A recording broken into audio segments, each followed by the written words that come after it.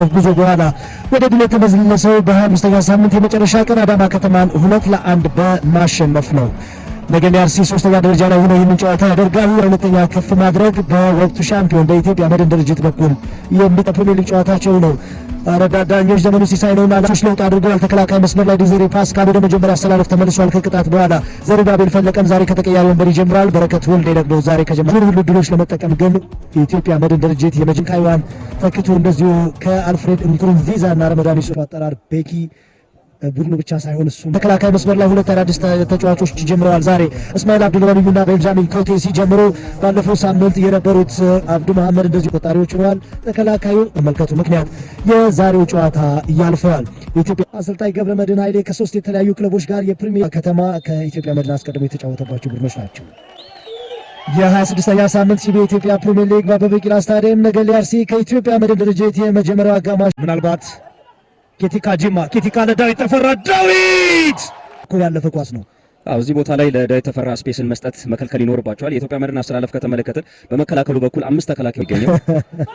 ምናልባት አንደኛ የጎል ምንጫቸው ሊሆን ይችላል። ዳዊት ተፈራ ዳዊት አቡበከር ቡራ በቀላሉ ነው የያዘው። የዘገየው ንኩሩንዚዛ ያሬድ ካሳይ ንኩሩንዚዛ በድጋሜ ንኩሩንዚዛ ሳጥን ውስጥ ለማገዝ በቂ ተጫዋች የለም። ምናልባት ረመዳን ወገኔ ምክንያቱም በምቾት አልመጣውም። ወገኔ ጥሩ ኳስ ነው ለረመዳን የሱፍ ክሮስ የተደረገለት ጥሩ ቦታ ላይ ይገኝ የነበረውና ዘግይ ኳሱን ወደ ጎል ልኮት ነበረ፣ ግን አብዱላይ አድሎታል። አብሩክ ሙሉጌታ ዳዊት አውላቸው ዳዊት መውጣቱ ዳዊት አውላቸው በረከት ወልዴ ነው ኳሱ ዲፖሰስ የተደረገው። ብሩክ ሙሉጌታ ኳሱን ቀማው ለዳዊት አውላቸው ሰጠው። ዳዊት አውላቸው ከሳጥን ውጪ አክርሮ የመታው ኳስ ኢድሪሱ አብዱላይ የመፈተን አቅም ነበረው፣ ግን ኢላማውን አልጠበቀም። ማርቆስ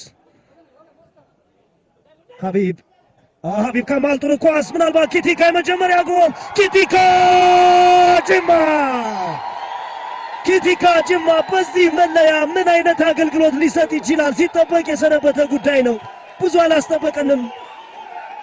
የቀድሞ ክለቡ ላይ የመሪነት ጎል አስቆጥሯል።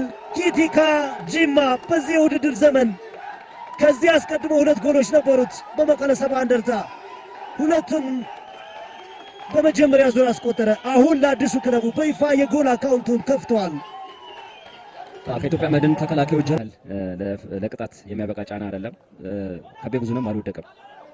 ያሬድ ካሳይ 64 በመቶ የኳስ ቁጥጥር በኢትዮጵያ መድን ድርጅት በኩል አብዱል ገኒዩ ያሬድ ካሳይ ጥሩ ኳስ ነው ያገኘው። ያሬድ ካሳይ ጥሩ ኳስ ነበር። አሁንም አብዱል ገኒዩ ኢትዮጵያ መድኖች በጥሩ መንገድ በተሰራ ኳስ ነው ወደ ሳጥን የቀረቡት። በሁለቱም መስመር በኩል ኢትዮጵያ መድኖች በሚሻሙ ኳሶች ጥቃት ለመሰንዘር ነው ጥረት ያደረጉት፣ ግን ረጃጅሞቹ የነገሌ አርሲ ተከላካዮች አሰልጣኝ ደጋረገ ይግዛው ከኢትዮ ኤሌክትሪክ ጋር 0-0 ተለያይተዋል ባለፈው ሳምንት። ምናልባት ኪቲካ አመለጠው። ኢድሪሱ አብዱላሂ 13 ክሊን ሺት ሮቦት ሰላሎ ኢድሪሱ አብዱል ነበርና በመከላከሉ በኩል ኢትዮጵያ መድኖች በጣም ተዳክመዋል። ረመዳን ዩሱፍ ረመዳን ወደ ሳጥን ብሩክ ሙሉጌታ ምናልባት ወገኔ ኳስ ኢድሪሱ አብዱላሂ እጅ ላይ ሳይሆን መረብ ላይ ነበር የጠበቁት። ቦናቦካን በጉልበት የበለጠበት መንገድ በጣም አስገራሚ ነው። ወገኔ ገዛኸኝ ኳሱን አግኝቶታል። በግራ እግሩ ኳሱን ካበረደ በኋላ በግራ እግሩ መምታት ሲችል በጠንካራው ቀኝ እግሩ ለመምታት የሚያስቆጭ ሙከራን ወገኔ ገዛኸኝ ማባከን ይቻላል። ሌላ ኳስ አሁንም ኪቲካ ጂማ አንግሉ ጠበበበት። ወደ ኋላ ለከቤ ብዙነህ ከቤ በፊት የወገኔ ገዛኸኝ የሚያስቆጭ አጋጣሚ፣ እዚህ ደግሞ ከቤ ብዙነህ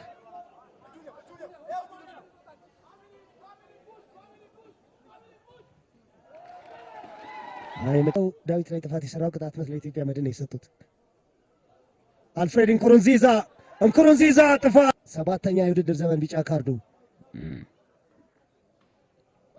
ለመጀመሪያ ጊዜ ቦናቦ ነቀምቴና በነገሌ አርሲ ረመዳን ተጫዋች የመቀነስ አቅም ያለው ነው። ፈጣን ነው። በመጨረሻ ተበላሽቶባቸዋል። የረመዳን የሚያደርግ ተጫዋች ከአማካይ ቦታ ላይ ረጃጅም ኳሶችን አኩሬት የሆኑ ኳሶችን የሚያደርስ ተጫዋች ይፈልጋልና ብሩክ በላቸው ያንን የማድረግ አቅም አለው። አሰልጣኞች ብቻ ሳይሆን ዳኞችም ጨዋታን ይከታተላሉ። አደገኛ ኳስ ብሩክ ሙሉጌታ እይታ አስገራሚ ነው። ይሄኛ የብሩክ እድል በአግባቡ መጠቀም እነዚህ አንድ ሰዓት በነጌሌ ሳይድ ቆመው ነው የተመለከትናቸው የምንገኘው። አለይታ ማርቆስ ወደ ከቤ ብዙነህ ከቤ ይመስላል። ካለኝታ ማርቆስ ነው ኳሱ የተነሳው። ከቤ ብዙነህ ጥሩ ቦታ ይዞ ነበረ። ይጠብቅ የነበረው ከጨዋታ ውጭ አልነበረም።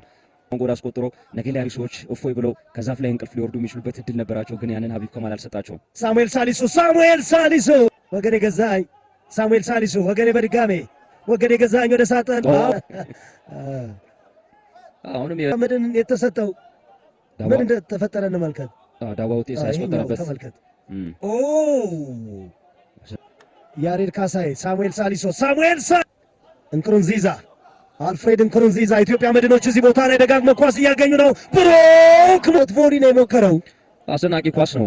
ብሩክ ሙልጌታ ጎል ተቆጥሮበት አያውቅም በአንድ ጨዋታ በዚህ የውድድር ዘመን። አጠቃላይ የተቆጠረበት የጎል መጠንም 19 ነው። ዛሬ 20ኛ ጎል ነው የተቆጠረበት። ጥሩ ኳስ ብሩክ ሙልጌታ በመሃል ሾልኮ ገብቶ ነበር። ብሩክ በቢኒያምና በዲዜሬ ፓስካል ሳምንት ደግሞ ዳዊት መለሰ መሃል ላይ ከሮቦ ስላሎ ጋር ተጣምረም ተመልክተነዋል። ሌላ ጥሩ ድል ብሩክ ሙልጌታ ወገኔ ሮቦ ደግሞ ብሩክ ሙልጌታ በተደጋጋሚ ሲጠቀምበት እያየን ነው። የአሁኑ እንቅስቃሴ እዛም ማሳያ ነው ወገኔ። ቆጥሯል 4ቱ በሲቢ ኢትዮጵያ ፕሪሚየር ሊግ 2ቱ ደግሞ በጥሎ ማለፍ። ምን አይነት ሪፍሌክስ ነው! አሁን ሁለት ሲያስቆጥሩም እኮ ሁለት ብቻ እየተባለ ነው። በረከት ካሌብ ሰቀለው ደካማ ዴሊ ተቀምጠው በእያንዳንዱ እንቅስቃሴ አሰልጣኙ ደስተኛ ለመሆናቸውን የሚገልጽ ምልክት ነው። ምናልባት ኢትዮጵያ ቋረጥ ነው ወደ ነገሌ አርሲ እየመጡ የተመለከትናቸው የምንገኘው። አሁንም ይህን ኳስ ያዳ ነው ብቻውን ግድግዳው ነው ባቸው ያውም የብረት አጥር ይመስላል። ሳሙኤል ሳሊሱ ተቆጣጥሮታል። ሳሙኤል ወገኔ ኢትዮጵያ መድኖች ግን የሚፈልጉት መረብ ርቋቸዋል። እንግዲህ የሚያገኟቸውን እድሎች ደግሞ መጠቀም ይኖርባቸዋል። አብዱ ደቂቃዎች ከሄዱ በኋላ ራሳቸው ነው ጫና ውስጥ የሚገቡ። ጥሩ ኳስ ለከቤ ብዙነህ እያመለጠ ሁለት ተጫዋቾች ጋር ከቤ ብዙነህ ፍጹም ቅጣት ምታችን የተረፉት። ይህን እንቅስቃሴ ድጋሚ ማየት አለብን። አብዱልጋኒ በድጋሚ ይህን እንቅስቃሴ ማየት ይኖርብናል። ለፍጹም ቅጣት ምት የሚያበቃ ዳዊት ተፈራ አቡበክር ኑራ በረከት ካሌብ አሁንም ለሳሙኤል ሳሊሶ ወደ ሳጥን አደገኛውን ኳስ ተመልከት። ከጨዋታ ውጭም ይመስል ነበረ። አማኑኤል ኤርቆ ግን ምን አይነት ፍሌክሲቢሊቲ ነው በሮቦ ስላሎ በኩል የተመለከተ ቃሴ ለነገሌ አርሲ ሳሙኤል ሳሊሶ አደገኛ ኳስ ነበር። ቢኒያም ሰሰን በነፃነት ተመልክቶታል። 3-3 ጥሩ ድል ሀቢብ ከማል ሀቢብ አማኑኤል ኤርቦ ሳሙኤል ሳሊሶ ብሩክ በላቸው ነገሌ አርሲ ጡረታ ሰፈር ተወልዶ ያደገ ተጫዋች የትውልድ ከተማው ላይ ጎል አስቆጠረ። ከመድን ወጣት ቡድን የተገኘ ተጫዋች ነው።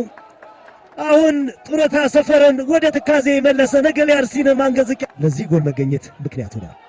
ከቤ ብዙነህ ኪቲካ ጅማ ከቤ ብዙነህ አስደናቂ ሰንጣቂ ኳስ ብሩክ ሙልጌታ ዲዜሬ ፓስካልን አልፎታል። ብሩክ ሙልጌታ ምንድነው ያደረገው? ማስቆጠር ሲያንኳኩ ነበረ፣ አልተሳካላቸውም። በስተመጨረሻ ግን ግብ አስቆጥረዋል። አሁንም ሁለተኛ ጎል አስቆጥረው ይህን ጨዋታ ለማሸነፍ ነው ጥረት ነበር። ነገሩ ጥሩ እየሄደላቸው ነው።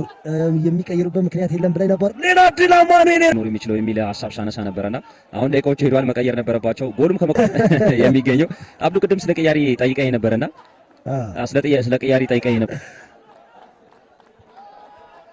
ዳዊት ተፈራ ከፍ ያለ ኳስ በመስመሮች መካከል የነበረውን ክፍተት በኢትዮጵያ መድን በመጀመሪያ 45 ደቂቃ የነበረው ችግር ሀቢብ ከማል ማን የመሸ የዘገየ አሸናፊ ይሆናል? ሳሙኤል ሳሊሶ